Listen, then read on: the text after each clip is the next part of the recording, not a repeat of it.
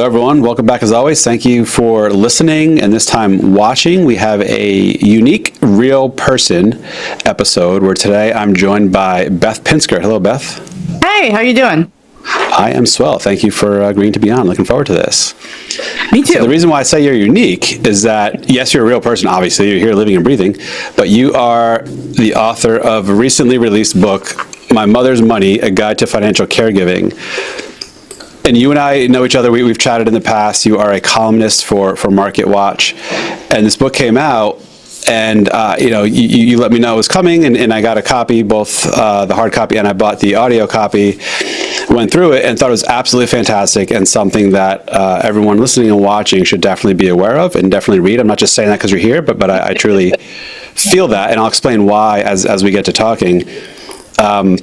Before we do, can you explain a little more about yourself and just to sort of tie this into the real person janky theme I do with these episodes, just a little bit about you, what you do professionally, and kind of where you're at on your own retirement journey, and then we'll get into the book. Hi, so I am a retirement columnist at MarketWatch and also a CFP professional. Although I don't practice, I don't have clients. I just got the designation, means I passed a hard test, but I don't manage anybody's money except for my own. And when my mom got sick, I managed her money, and I got that call that people get when there's an emergency. My mom was having a spinal surgery because she was losing her ability to walk, and she wanted to be able to walk. She was only 76, and she was a perfectly able human being except for physical problems. So when your mom calls, you go. And I was in for whatever it took to help her. But after her surgery, she had complication after complication after complication. And I had these columns to write, and they were about this subject matter. And my brain couldn't function on anything else. And so I just, I just had to jump in and start taking care of her stuff. And I just wrote about it as I went. And I found out along the way that these were really popular topics. They really reached people, and I realized that they didn't have anything out there for them, and for people like me going through this, that actually walks you through the whole thing and explains to you why all the pieces fit together and how they fit together. And so my expertise is in getting answers and explaining very difficult things to people. So I thought I should put this all together and put a guide together for people to help them. So that was my impetus for this. And where I am in my journey now is that I'm in my, I should say, mid-50s. Oh my gosh. I have a full-time, very busy deadline job, and I will eventually want to, move on from that to just writing on my own and doing my own thing. But for now, we all need health insurance. So, me and my kids. So until they're 26, I think. And although that's debatable, I wrote about that recently too. We'll carry this on as long as it's good. In journalism, you get laid off a lot, and companies shift and change. So we'll see what happens. Okay. Sounds good. Thank you. Appreciate you sharing. Now, I'm just curious, when, I know you said you were writing about this as you're going through it with your mother. So she had the surgery late 2022, right? Latter half? Yeah, it was November. It was mid-November 2022. Okay. And she ultimately passed July of 23? Yeah, so it was 8 or 9 months altogether of taking care of her while she was sick, in increasing capacities as we went along, and then there was about a year plus of settling her estate after she died. Okay. And I faced obstacles the whole time. I just was flummoxed by how the book learning I had as a financial professional, as somebody who was invested in financial planning, holistically writ large, how unpractical it all is, and how it has so little application to what real people face when they are actually going through this. You learn the rules, you learn the mechanics of things, and then you have to suddenly realize what real people go through and how hard it is for them. Yeah. And that was my main takeaway, was your mom was very knowledgeable, very educated in this, and she did most of what I think people think you should do: have your will, have your power of attorney, make sure someone's aware where your will is, what accounts you have, et cetera, et cetera. And even still, after reading your experiences with your mother, how painful and frustrating and difficult this process was like, wow, there's a lot to this, unfortunately. So there absolutely is. And as a journalist, like, my job is to get people's questions, my own questions, and then go find experts who can answer them. So that was my job, was to, like, okay, here's a problem that people have. Let's figure out how to tell them how to fix it. now I'm curious, as you're going through this, it sounds like you're writing sort of an article here and there with each step of the way.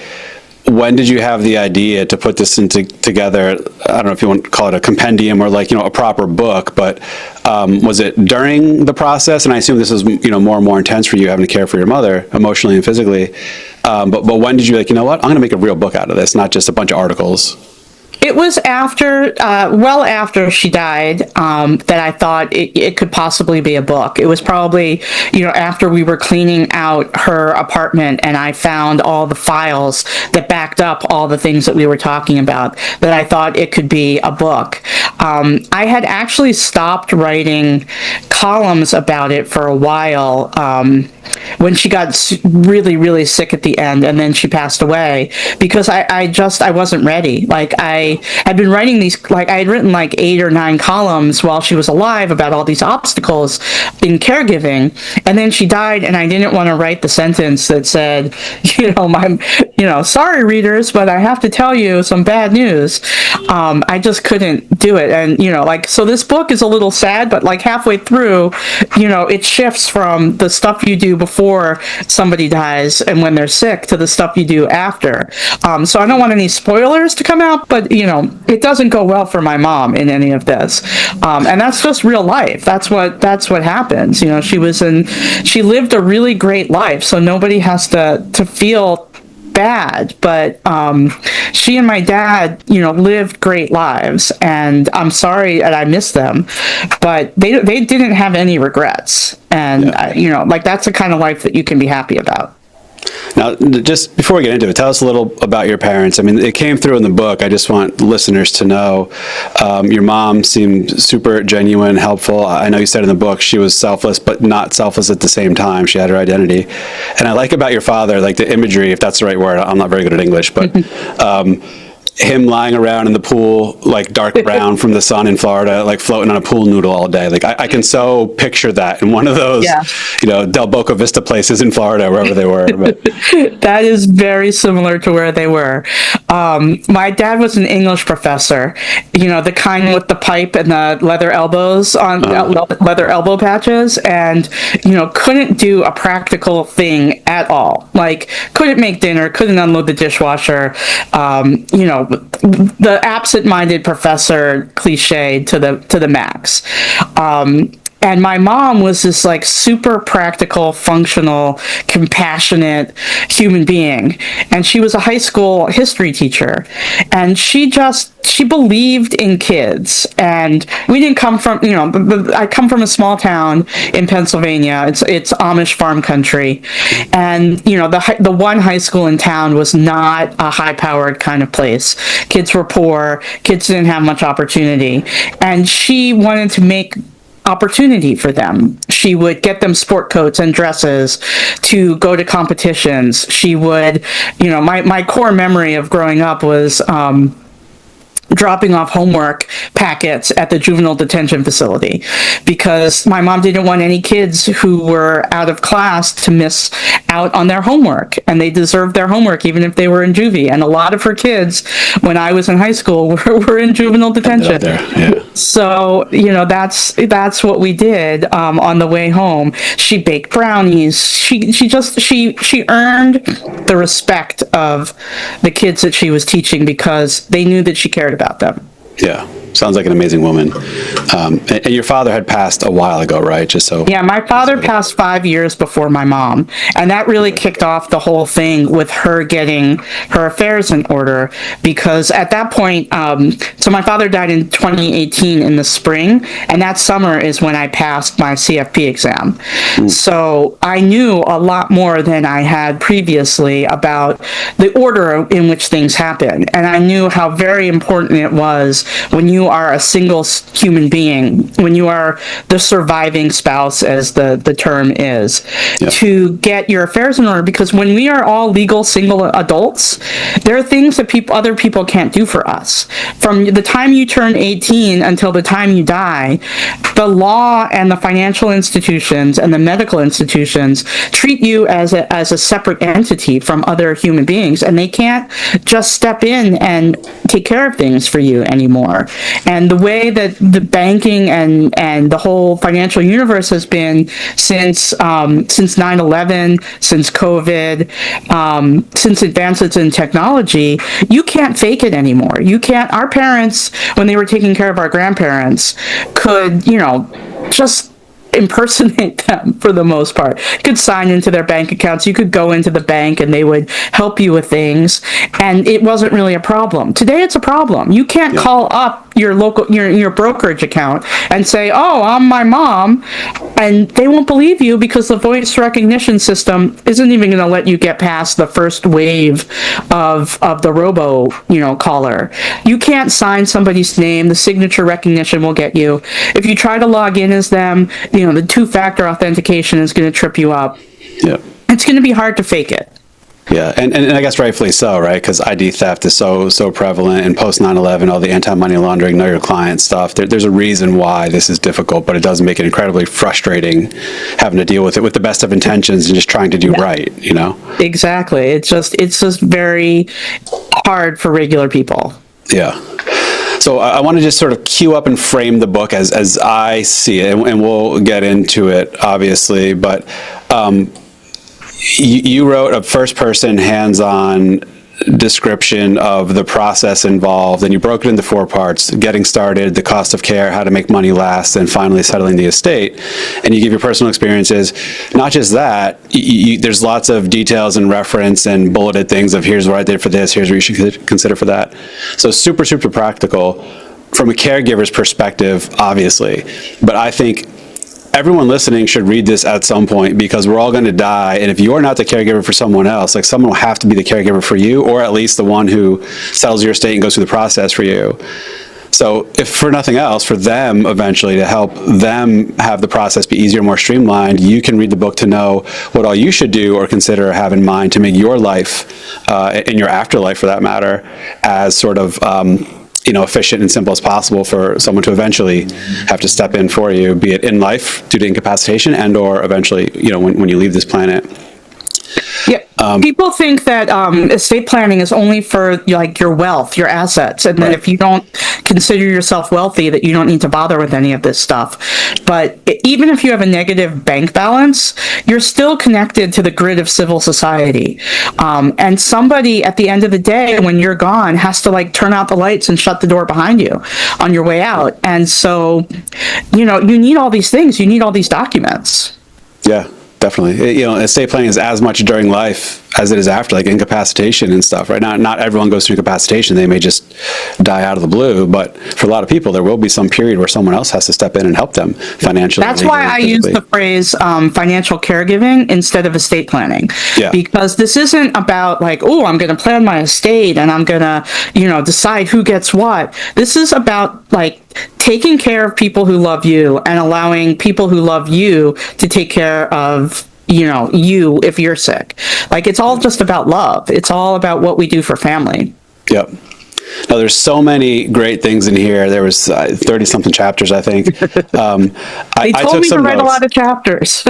Yeah, they're good. I like that, smaller, more digestible chapters instead of 10 really massive chapters. But how I want to go about this is I took notes of things that really stood out to me, and we'll use these as sort of prompts to dig into and have you elaborate.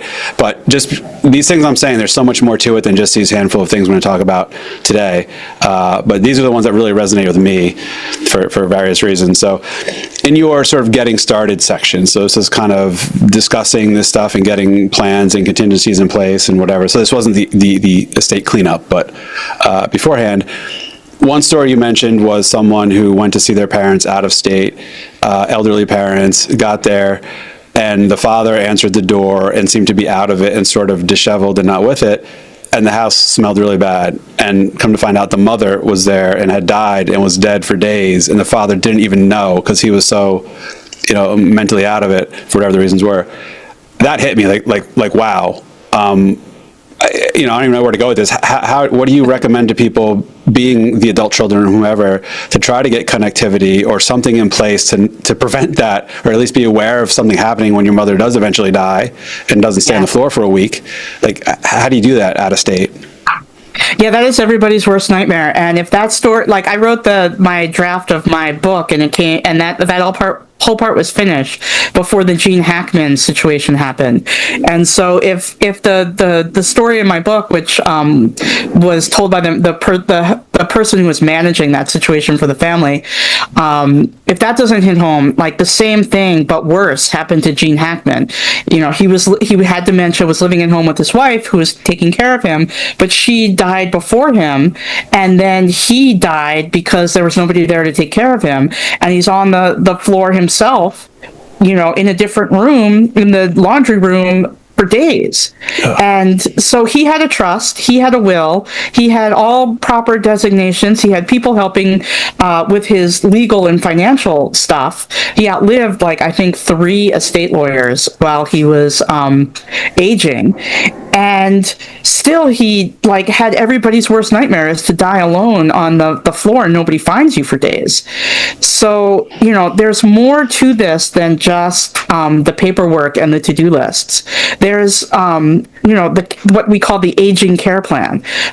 You need to be talking to people. You need to have people who are going to notice whether you don't answer the phone for 3 or 4 days. You need to have a plan in place if something, doesn't go right. If you're expecting, dinner to come home with your spouse and the spouse gets in a car accident on the way home, something bad can happen all the time. I interviewed somebody for my book who literally got hit by a bus.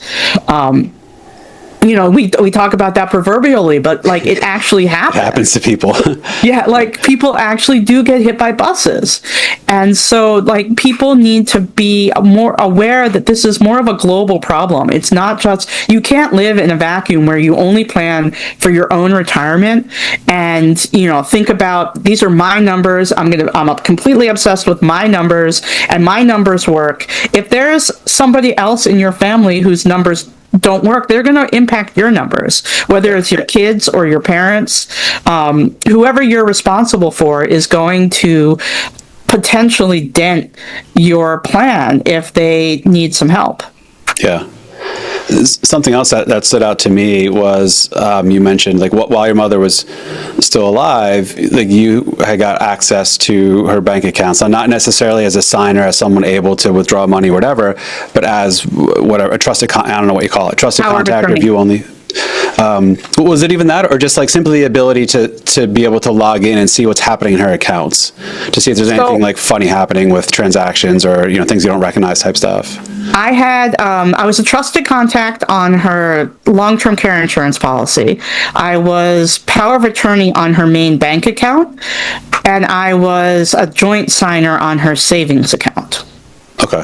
So I was a little bit of everything here and there. It kind of, in my suggestion in the book, is that a little bit of everything works well, because some people go along and they think, oh, I'll just be a joint signer on my parents' bank account and that's the end of the story. But you need power of attorney for so much more than just a bank account. There was this one night, I just wanted to watch TV and eat junk food when I was home from the hospital, and the cable box wasn't working, so I called up the cable company and I wanted to reboot the box. I wanted them to reboot the box. And they wouldn't do it because I wasn't authorized on the account, and they said, call in the morning and talk to the business office and send them the power of attorney forms. I'm like, okay, that's just a pain in the neck. But you need them for a lot of different things, and you also need them because they provide access to the accounts, but there's accountability. If you're just a joint signer, you can do anything you want.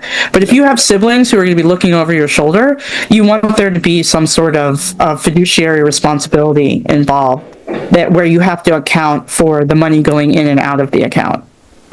Got it. Yep. You don't want to, I mean, people fight over this kind of money. Yeah. Why did you take $20,000 out of mom's account? Where'd that money go? If you're a joint signer, you can be like, it's my money. Right, whatever. It's mine, yeah, just as much.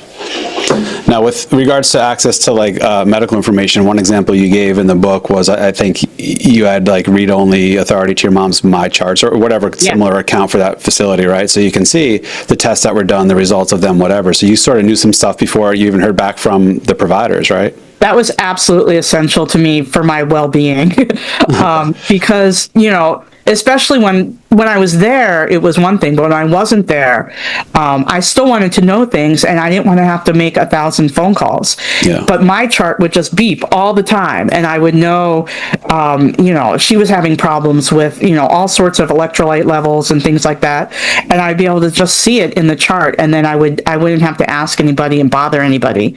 I would just know. And for my peace of mind, that was absolutely essential. Yeah. Now, is that something people can commonly do? Did your mom give you her login, or you're able to get a trusted contact type read-only view of it? I think I was able to create my own login. It's for that particular access, it's a HIPAA waiver. You basically sign a HIPAA waiver along with the healthcare proxy. The healthcare proxy is what it says very simply, I, Beth Pinsker, give the authority to make medical decisions for me if I'm incapacitated to this other human being. The HIPAA is just, I give access to my medical data so that you can see the charts and things like that.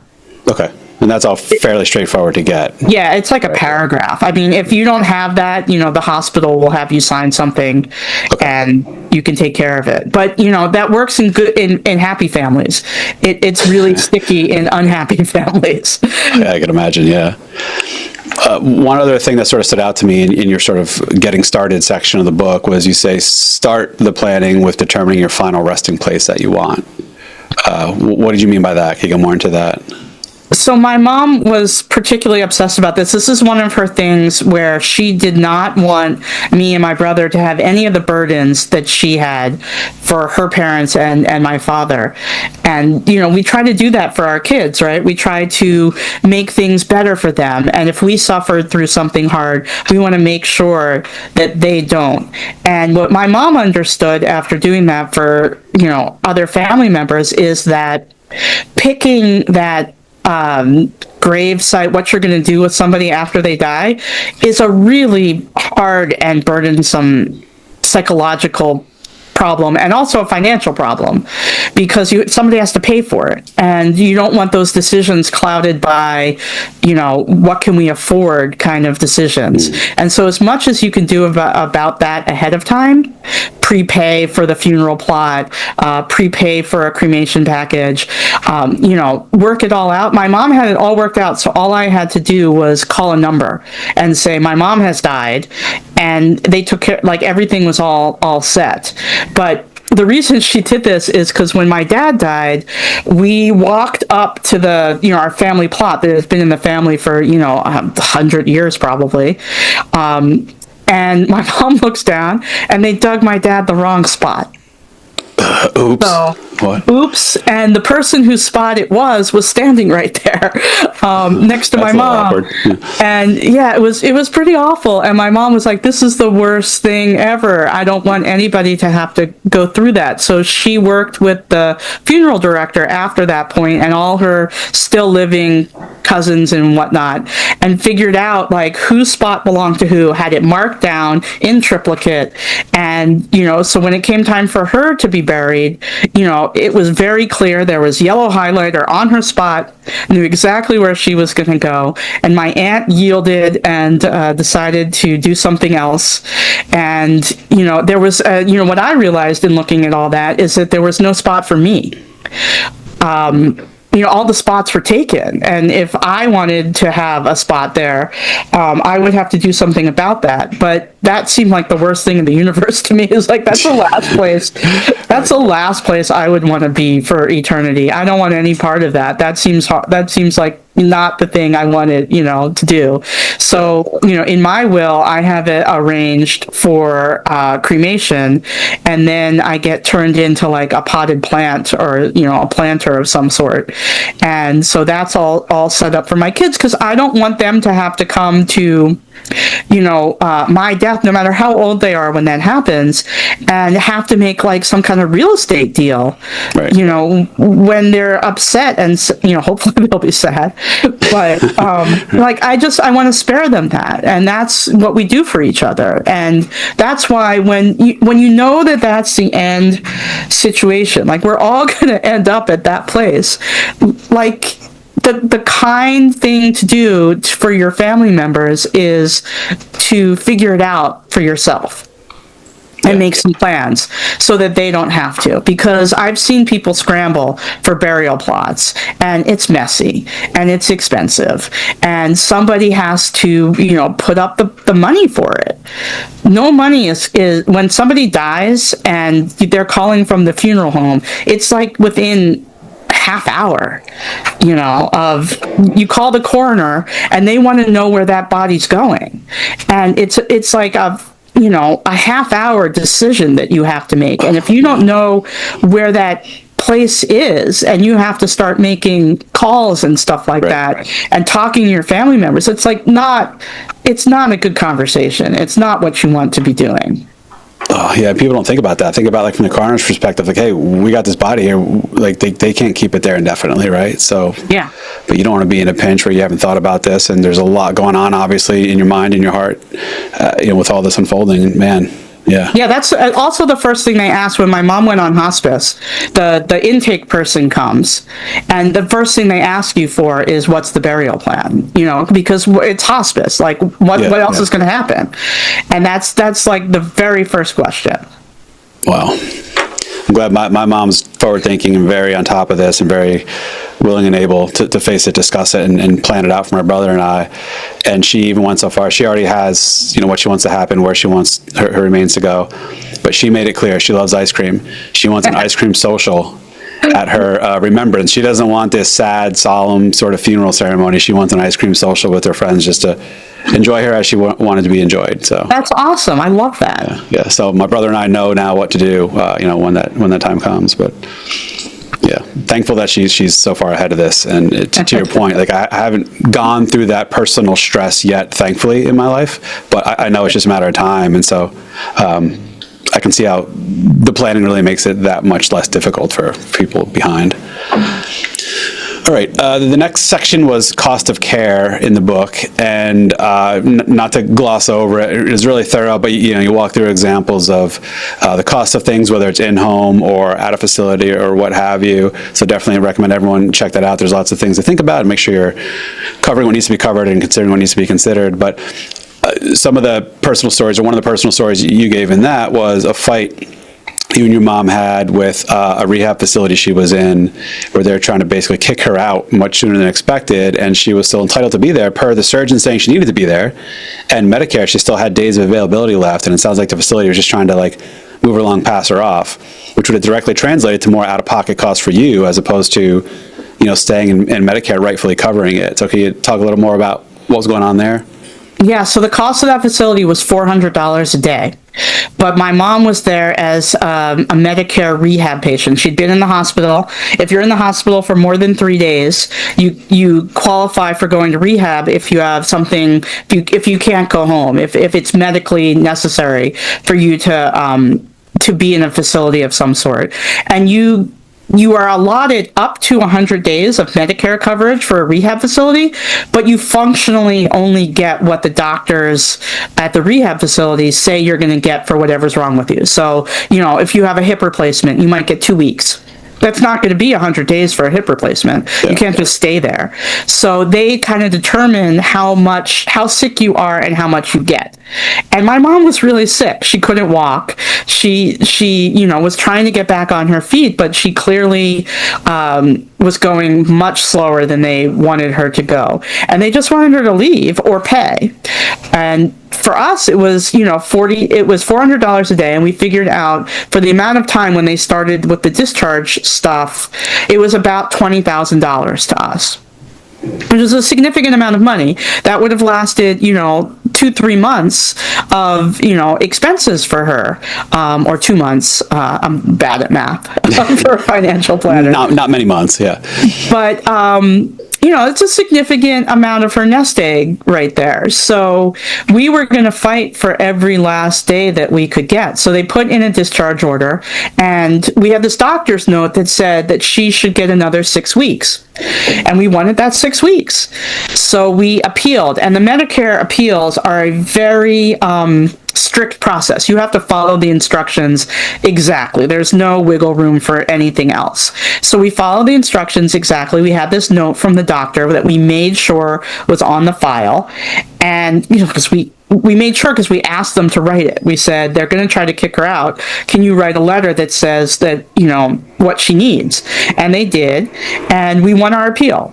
And then the next week comes around, and they have a weekly meeting where they decide the fate of everybody. And so the next week came around, and they put her discharge order in again. So we appealed again, and we won. And then I got really, really mad. I was literally irate. And I said, I'm not going to sit through discharge orders for the next 6 weeks. This is ridiculous. It's stressful, and it's time consuming. And, we can't live with this degree of uncertainty. So I wrote a very pointed letter to the CEO of the rehab facility, which I'm a journalist. This is my profession. I write for a living. And I wrote a very good letter. So I included it in the book just for instructive purposes. Like, if you ever have to write a letter like this is one that, could possibly work. I don't know what happened on the back end, but the discharge order stopped as soon as I sent that email. And,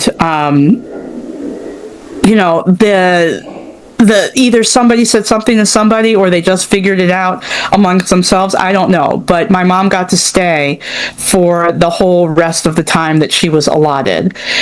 And it saved us a lot of money. And this is one of those instances that happens throughout a caregiving journey where you just have to be relentlessly tenacious. It just takes a lot of planting your feet and saying, I'm not going to stand for this. You say it nicely, but, you just have to sometimes make the same phone call over and over and over again, hoping for a different response. It's like the definition of insanity, but it's completely necessary. Right. Because sometimes you get a different answer from every single person who answers the phone. Yeah. I'm sure someone said something to someone about that. I doubt they just figured it out and said, you know what, she is fit to stay here. It sounds unlikely. Kudos to you. Yeah. Right. Which is sad that it comes down to that, but not just in your mom's case, but so often you hear these stories of insurance or medical providers just deny. And if someone's knowledgeable enough and pushes back and talks loud enough, they'll get the right solution instead of just getting brushed off. But yeah, that's why it's important to know your rights. And that's why I wanted, I found out the correct information as a reporter for this book. And that's why I wanted to put it out there so that people going through this would say, oh, what they told me wasn't right. I read it in a book and I know that they're supposed to do X, Y, or Z. And I am going to go and make sure that we get those things because my parent deserves it. Yeah, the book will hopefully jog someone's memory, oh, what? I remember reading that in the book, this doesn't sound right, let me dig into it. Then, if that does apply to you, go ahead and fight and do what you need to do, so. Yeah. Awesome. The next section entitled How to Make the Money Last was a bit of, financial planning. You had some good math in there, basic sort of spreadsheet thing, how to calculate the quote-unquote burn rate, you call it, of how much investable assets your mother was going through. So she had her Social Security or pension, and then minus all her expenses, including the caregiver, which I think was $13,000 a month or something at the time. Yeah, it was $3,000 a week in the beginning, and then it just crept up from there because we had to throw in goodies. We had to do paid vacations and raises and all sorts of things just to keep them. Yeah. And I used real numbers there because this is why I told my story instead of somebody else's story, is because, my mom's gone. Nobody's going to steal her identity. Like nobody can hurt her at this point. And people need details. People need real experiences and real numbers. And when, so much of what we do is it depends, or, what if, or, scenarios. And I just wanted people to see what like a real life person goes through. Yeah, I mean, I can speak on behalf of everyone when I say we greatly appreciate that. It's one thing to say, this will be involved, but to use actual numbers. Now, granted, this is one person's experience, but it's very helpful to see real life, examples and numbers behind this. So thank you for that. My mom was, a small town high school teacher, born in 1946. So like core baby boomer. She couldn't be more generic as you couldn't have picked a better scenario to represent a core baby boomer than my mother. That's her. Yeah. Now, tying into how much she was spending or burning through her savings and investments at that point, there's a chapter called Make Peace with Spending Money. What do you mean by that? It's really hard to spend money. I don't know if people realize this until they get to it, but we save, and nobody ever talks about spending the money. And when you're at the end of a life situation and you only have what's left in the nest egg and nothing is going to come to replenish it, and you're spending it at a very fast rate, like more money than you've ever spent in your whole life. Well, for me anyway, it's, you just watch this money dwindle, and my mom would get just very, very nervous about it. She'd be like, I know we're spending way too much money. I know we're going to run out of money. And she had to pay for her mother's care. And she didn't want me to have to pay for her care, which is why she saved so nicely and why she got long-term care insurance. But there are very few fortunes that can outlast a long illness. And so no matter how rich you are, this is going to be a problem of some kind. And when you get very close to the end of the pile of money, you don't know what to do. Is your loved one going to qualify for Medicaid? Are they going to last long enough to even get through the application process? Will the facility that they're in even take Medicaid? Because a lot of people get to that end and Medicaid, they want to go on Medicaid because they've run out of money, but the facility doesn't take it, and so then they have to be faced with moving an elderly person who might be completely out of it with dementia. Yeah. And those are just really, really, really hard decisions for people to make. But this is what people are going through in real life every day. Now, who made peace with this? So just stepping back, like the name of the book is My Mother's Money, and fantastic title. And, it comes down to you were the shepherd, you were the proxy for spending your mom's money on behalf of your mom while she was alive. Even now in death, you still have that same feeling of like the money you inherited. It's still hers. Yeah. You're just now the one custodying it and using it on her behalf, basically. Yeah. But while she was alive and you were spending this money, did she finally become at peace with spending it, or was it she was not with it and you became at peace because it's what was best for her? Yeah, I think it was all me getting to. Okay. I don't think she was ever at peace spending all this money. You could call it fear, you could call it respect, or you could call it fear. Like, I always thought that she was going to get better and that she was going to come around and say, okay, I want to see the receipts. What'd you do with all my money? Did you move $20,000 from here to there on Thursday, November 22nd? Like, she was that precise about things. And so I was good about her money out of respect for her because that's how she lived her life. And I wanted to take good care of her. So I probably spent way more than she would have spent on herself. There was this one example in the book that I use where she was coming home from the hospital in one of her interludes. She was there, she was back, she was there, she was back. And Medicare was delivering equipment to the house. And so they were delivering a hospital bed. And the guy gets there and he's like, do you want the standard mattress or do you want the upgraded air mattress that, better prevents bed sores? And you want to pay $700 extra for it? Well, my mother would have said no. That would have been crazy to her. But I was like, No bed sores? Yeah, let's spend the extra $700. I am not going to regret that if it makes the end of her life more comfortable. I'm willing to do that. But so then it comes to the fact that, like, some people look at this as double dealing. When you're in stock market terms, you're not allowed to make a deal that benefits yourself. It's called self-dealing, right? So when you're managing somebody's money that you're eventually going to inherit, you're like necessarily self-dealing the entire time. Any dollar that you don't spend might end up in your pocket. And it's a very hard feeling if you're trying to be responsible about things. I wasn't trying to take anything from my mom. I was trying to take care of her. But it feels weird. It's a hard one to manage. And I don't have any solutions to this except for offering, empathy, because I went through it. I know it's hard, and it's just something that, like, we all get through together. But it's okay to feel that way, and it's okay to feel weird about it. I talked to one woman for the book. She was an only child, and she went to take care of her mom in the last 6 months of her life. She rented an apartment, but she needed a car in order to drive from the apartment back and forth to the nursing home every day. She was from New York, and she didn't have a car. But she didn't have enough money to buy a car, so she needed money from her mother's accounts to buy the car to help take care of her mother. She didn't have anybody to ask permission because her mother was too far gone at that point. So she just felt incredibly guilty about using her mother's money to buy something for herself, but it was really for her mother. Right. But, like, she worked through those feelings, and she still has the car. And now when she looks out at her driveway and sees the car sitting there, she remembers that came from her mom. And it's a nice feeling. Yeah. So I guess it worked out in that sense. Yeah. And you had mentioned, sort of regarding that, I think you labeled the money that was your mother's, or still is your mother's, I guess, Bubby money. So, like, if you want to do something special that she would have done for someone, it's Bubby money buying those shoes or those whatever, right? Yeah. So the way that you have to inherit IRA accounts these days, it has to be walled off from the rest of your money.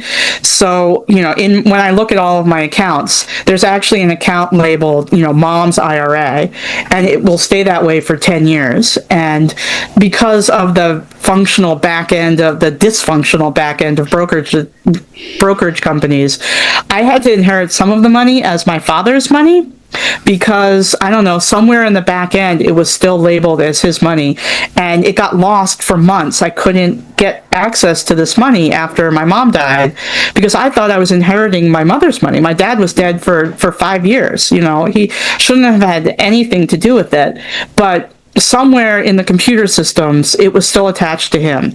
And so eventually we figured that out, after calling every day and being relentlessly tenacious. My dad's money came over too, and so I have Mom's IRA and Dad's IRA, and they sit there, and I have to empty them out over the course of 10 years. And so little bits of it drip into my account every year, and I use that money for treats. Anything I do that's like special or is just to make somebody smile. Yeah. They're like, don't worry about it. It's Bubby money, because Bubby is the Yiddish word for grandmother. And my mom liked to make people smile. She liked to, make you a special cake and make you smile. She liked to buy a present that she knew you would like, and just bring joy into your life. And so that's what I've decided the purpose of anything that I got from my parents is. It's to bring joy to whoever I can bring joy to. That's fantastic use for that money, and I'm sure if they're looking, reading, watching right now, they greatly appreciate that, and they're smiling, so very cool. Yay. Something else in that section, the chapter is called "When to Stop Trying to Juggle." Now, this is from the caregiver perspective, but that was just, the caregiver kind of being pulled too much, burning the candle at multiple ends type thing. You have to step back at some point and realize, I just can't do this all. Yeah, absolutely. I mean, there's just so many pressures, especially, most caregivers these days are still women. They're still women in their early 50s, so peak career years, peak child raising years. And, I was my mom's the cliche baby boomer. I'm the cliche sandwich generation. I was 52 when my mom got sick. I had teenage children. I'm divorced. So when they were with me, it was just me. And I had a full-time job and all sorts of responsibilities when my mom needed me. And, when she got to the final stage of things, I just couldn't juggle it all. I couldn't. Something had to give. Well, the kids can't give. My mom can't give. So, my job had to give. And so I had to, take a leave. And I walked into the office and I was like, this is it for my mom. I don't know how long this is going to take. I'm just going to have to go. And I work in a very humane industry and I worked for very humane people. And that was okay. I'm a very remote, flexible employee at this point, and I could go there and it was fine, but not a lot of people face that. And, even a short FMLA, unpaid leave can be devastating to people's finances. And that's without any of the out-of-pocket costs like flights or groceries that you're buying or whatnot. So it can be a risky proposition, but really at that end stage, and certain intense medical periods, what are you going to do? Like, it's too emotionally tumultuous to try to concentrate on your job. Like, you're just going to be a really terrible employee, you're going to be a really terrible parent, and you're going to be a really terrible caregiver. So you try to do all those things, you're right. Yeah, it's a really hard juggle. Yeah. Now, I don't know if we made this clear before, but so your mother was in Florida, you live in New York, and we're in New York at the time. So there was, like, geographically, this was difficult, right? And not just, It was 1,000 miles, and I would take flights back and forth. My brother and I worked out a schedule where he would go, for a week, then he would leave, and I would go for a week, So somebody was almost always, one of us was almost always there, but it got difficult. His job is less remote friendly than my job, but we both have kids that need us and things to do, and, it just gets hard to go back and forth. Yeah, definitely. So then, finally, like you said, not to spoil it, but your mother has since passed, and so the fourth and final section of the book you titled "Settling the Estate," and this walks through operationally and mechanically kind of what all you did and had to think about. And here's just an example that sort of resonated with me. Again, there's many, but this was one that I decided to bring up here. So many little things that someone might not think about that ultimately someone has to think about when the time comes. Specifically, right upon soon after death, your bulleted list of things you had to consider and make a budget for and plan around was transport of the body to the funeral home, travel and lodging for family that might be coming from wherever to stay for final services and stuff. Cost of embalming, cost of getting a casket or an urn, cost of the burial plot if not already pre-purchased, musician if you're going to have one, flowers, programs, funeral home charges, officiant fees, cemetery cremation fees, meals or repasts or whatever you may culturally or religiously do afterward, thank you cards if you do that, headstone or monument, and ongoing care of the grave site. Like, wow, these are all things practically someone needs to deal with when you're in the thick of my parent, my spouse, my whoever just died. You still need to do these logistics. Yeah, it's a lot. There's this, one of the stories in the book is this woman whose mother had, she thought had taken care of everything, and her mother really tried to take care of everything, but the cremation place asked this woman what she wanted her mother to wear for her cremation. She's like, what are you even talking about? Like, right. why does that matter? Why is that a decision I have to make right now? That's horrifying to me. But these are the little things, even in the most planned things, will still trip you up. For me, it was my mom's parents were caterers. They did weddings and bar mitzvahs and things like that, and my mom also did catering. And you could say to her, like, people would call her all the time and say, I'm having a party, how much fish should I buy, how much chicken should I buy? She always knew the exact amount of food you needed for whatever gathering you were having. And it hit me on the way home from because she died in Florida and we had to move her to Philadelphia to get buried. And so I was on the plane or in the lounge waiting for the plane. And I was, calling people to make the arrangements, and I was just a mess. And, the caterer is asking me, well, how much lox do you want? And I just started crying because my mom would know exactly how much lox to order, but I had no idea. So I had to, find new people to outsource. And there were people this is when you start to lean on people and have to know when to call others for help. There are ladies out there who know how much lox to order, and I called upon them and said, okay, my mom's not here, but you guys can help me. There was a surrogate bubby to help out with the lox. There's always a surrogate bubby. Right. And then that's a heartwarming but sad story. It really personally ties in, the example of needing to know how much lox to buy for your mother's final services. Your mom would have been the best person to know that answer. I don't know. That just really jumped out at me right now. I can imagine how hard that was, that decision at the time. But I think you should ask anybody who's lost a parent that they loved. I mean, not the ones that they didn't like, but the ones that you really had a close relationship to. The thing that they'll tell you is that every day they want to call their parent and tell them something. It's been 2 years now, and all I want to do is call my mom and tell her stuff. Yeah. I'm just curious, you find yourself, did you actually at one point pick the phone up, oh, wait, have you gotten that far? Or? I don't think I've gotten that far, but yeah, I mean, I think about it all the time. Yeah.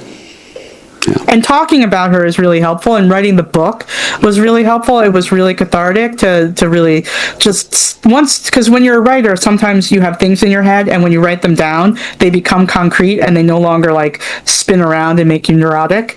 Right. So writing them down for me was a very concrete way of getting them out of my head and to be more functional. And doing the book, was really about creating purpose out of all of it. My mom got sick and she passed away, but there was purpose to her life and purpose to my life, and it gave me something constructive to do to try to help people have a less hard time with all of this really hard stuff. It's a tremendously valuable, I don't know if service is the right word, but I'm sort of the same way, difficult, hard decisions. I find cathartic to talk about what's on. I'm not a prolific writer like you, but talking about it, discussing it helps me. And if others can learn something from that process, great. And I can tell from the book, you weren't doing this just to write a book. This is personal. You opened up a lot. We're all greatly appreciative of it, but it's tremendously helpful from hearing this, and to the extent it did kind of help you heal, or whatever the right word is, and I guess that's good. But you did a good thing with this book, so thank you for that. Is what I'm trying to say. Thank you very much. Then you sort of walk through the probate process. I think everyone very loosely knows what probate is. Someone dies, you go to the court with the will, start probate, and you kind of clean up their affairs. Your mom's probate, from what I gather, wasn't terribly difficult or drawn out, but still, it was over a year, all said and done, from when she passed to when things were finally wrapped, right? Yeah, so most of that was the fault of the IRS. We had one checking account where I had very carefully calibrated the exact amount of money necessary to cover the immediate bills upon my mom's death. We had severance for the caregivers, her mortgage, and various other little bills that were auto paid out of her bank account. And I thought we would have a week for those to settle after she died. And then, because I had access to her savings account, we were able to move, I was able to move the rest of the money. So I had a very specific amount there. And then they closed the bank account 2 days after she died. And the caregivers hadn't cashed their checks yet, and the mortgage hadn't been drawn out yet, so there was $12,000 locked in that account. and it cost $5,000 to go through probate. So, we could have gone through a cheaper probate to just do that one thing. I could probably have figured out how to do it myself, but I did not want to. The idea of trying to figure out how to file for probate myself in the state of Florida just was so crazy to me. I just that is not something I need to be doing myself. That's what you hire a professional for.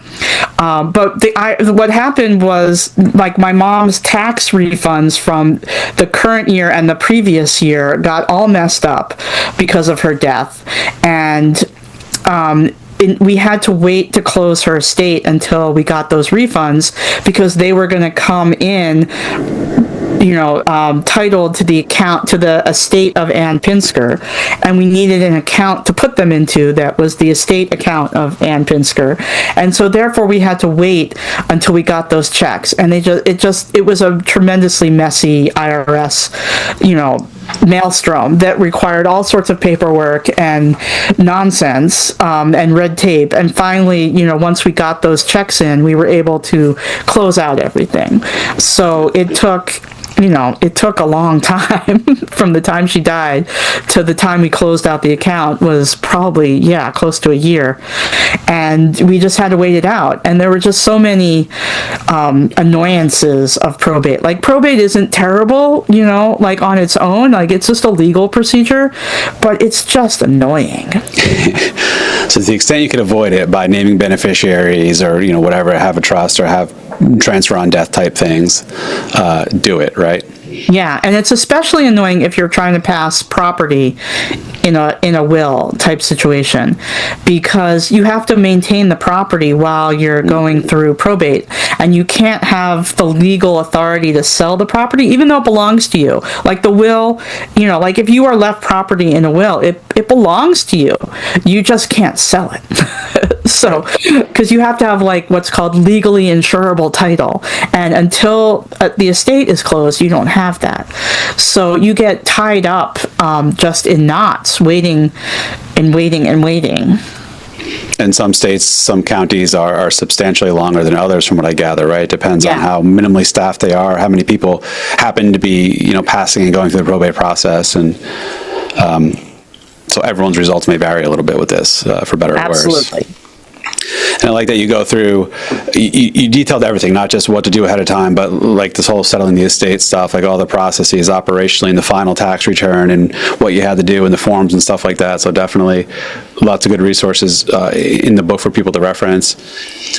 Another section or a few chapters that I thought were really interesting was talking about physical stuff, from the process of you and your brother having to go to your mother's condo, clear stuff out. You think she may have had another storage locker that may or may not be there. You're not even sure to this day what to do with that stuff. And then just sort of some commentary and insight about, I think you call it special stuff or special items, like guns. People don't think about, depending on the state you're in, inheriting or leaving a gun to someone could be a big deal, or it could just be it's like a lamp, whatever. It's just another piece of property. And my mother may or may not have had a gun. I'm not at liberty to say, in order not to get in any trouble. We all have too much stuff. Nobody wants our stuff, and we don't ever realize that. And clearing out a fully functional adult human being's apartment just has so many layers upon layers of stuff. And my mom's condo was the consolidation of two other households that she had before that condo, and so she just had so many beach towels and nail clippers, and she had 6 meat thermometers. Why did she have all those? I don't know. What would she possibly have been doing with all this stuff? And even the valuable stuff, we didn't even want, because I live in New York. My space is small, and I just couldn't do anything with most of it. And so, my brother and I, the solution to some of this was to get an estate salesman over and, have him, auction off some of it. Because if we didn't want it, what were we going to do with it? Like, it was my mother's stuff and it was valuable to her, so we couldn't just throw it away. So a half measure seemed to be, okay, well, we can sell it. It wasn't worth very much. We weren't ever going to get very much money from it, but it was like a psychological mind trick in order to get us to part with it for some, better cause, right? We were going to get a little cash out of it. Well, the guy took the stuff, he sold it on his auction site, and then we never got the money. So this is a, relentlessly tenacious Beth goes and, seeks him out and is such, so relentlessly tenacious that I filed a Better Business Bureau complaint. I kept calling. I made it clear that I was not going away. He clearly took our stuff. I had a receipt. I had clear chain of custody. I had the screenshots from the auction site that shows he sold the stuff. And so he clearly owed us the money. There was no other rational response to it but to pay us. So eventually he paid us. So in full, just curious, everything you were supposed to get, you got? Everything we were supposed to get, we got. To your knowledge, everything he said he owed you, you got? Yeah, no, we got everything, and it was all cleared up. But, just it takes just such tremendous mental effort to do all of this stuff. It's just, if you give up at any point along the way, somebody's going to be taking something from you. Right. It's going to cost you, whatever it's going to cost you. If I would have just gone away and let the nursing home, discharge my mom, it would have cost us $20,000. The estate salesman, we were out a few hundred, if you're in the business, like my mom was, of being a human being who wants what's hers and, doesn't want to take anything from anybody else, but just wants to keep what's hers, that's how you got to play it. Yeah, that's fair.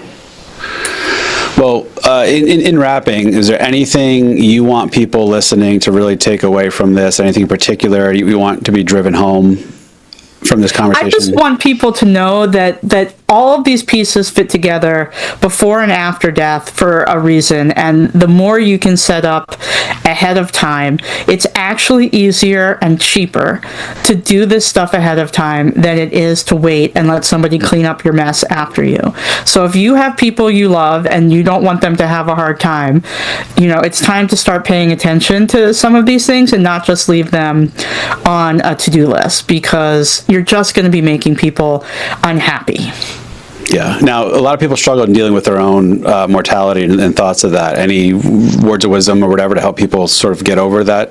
It doesn't even come into play. Like I looked at various surveys that have been done on this, and the fear of death and the avoidance of mortality, like, they don't even come into people's decision making. It's just procrastination.